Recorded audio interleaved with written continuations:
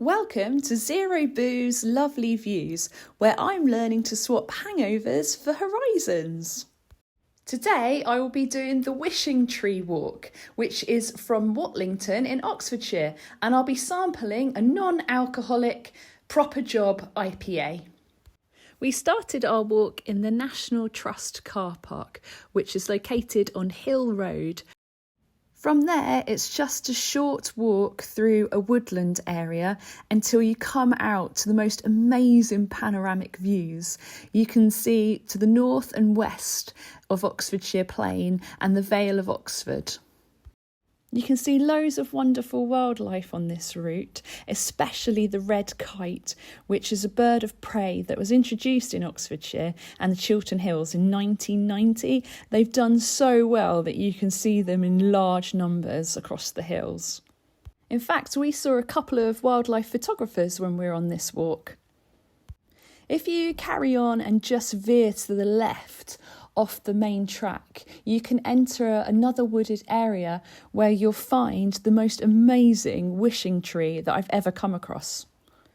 It's completely covered in the most fascinating knickknacks. There's lots of ribbons, which are a pagan tradition. Apparently, when they disintegrate in the weather, your wish will come true. We saw lots of stuffed animals and Christmas tree decorations, lots of photos of people, which I wonder could be more of a memorial tree. But what was really fascinating were the bones that were decorated. There was bones that have been strung up, just sort of bones placed willy-nilly. But the weirdest one was this huge skull that looked like a dog or a fox, potentially. It all looks very ritualistic, which makes me think this area is sacred for any local pagans that might choose to come here and do offerings to nature. I'd love to know the story behind this Joker card. Every item on here is just fascinating. I left this little bottle top because it's quite pretty, and I'd just be fascinating to see if it's still there the next time I come. Another interesting aspect on this walk is this ginormous triangular chalk cutting. Apparently it was made in 1764 by Edward Horne, a local land baron.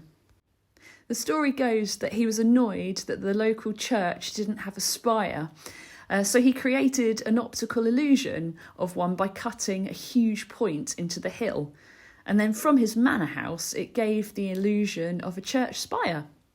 What I think is really lovely is that the National Trust and local volunteers maintain this. On my walk today, I took the Proper Job IPA to try. I try not to look into the details of the drinks I review because I don't want to get any location bias. But it stated very clearly on the label that this was brewed in Cornwall. My brain was instantly preoccupied with trying to pronounce Proper Job in a Cornish accent. This also made me just want to like it instantly. As it's an IPA, I was braced for the citrus hit, but then I was really confused that it didn't have one. So it was today that I learnt that traditional English IPAs don't taste citrusy. On the first few sips, I was pleasantly surprised and enjoyed the flavours, but after a while I did start finding it quite heavy going and it started feeling heavy on my tummy.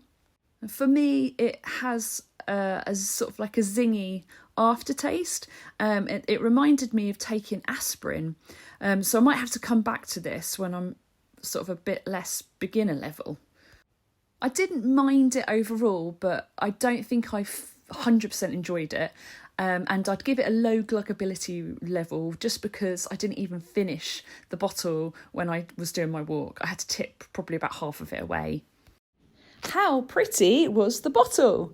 Well, on first inspection, what I really appreciate is an embossed glass bottle. It just looks so classic. And I love the typography treatment. It's absolutely stunning. And it reminds me of the old craftsmanship of a traditional signwriter, like hand-painted letters. And it gives me a real vintage vibe. And also a feeling of nostalgia.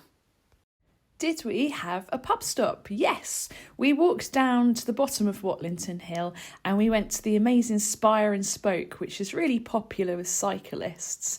It's got a lovely outdoor area, and what's really interesting is it has this amazing teepee which is open for private events.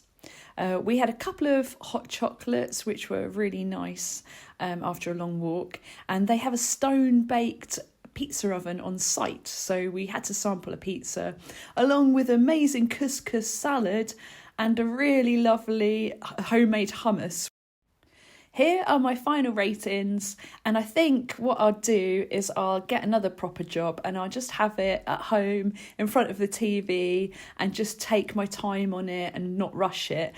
It's probably not the best walking companion just because you can't glug it back very easily, but I will definitely try this again and just see if I can learn to like this sort of flavour.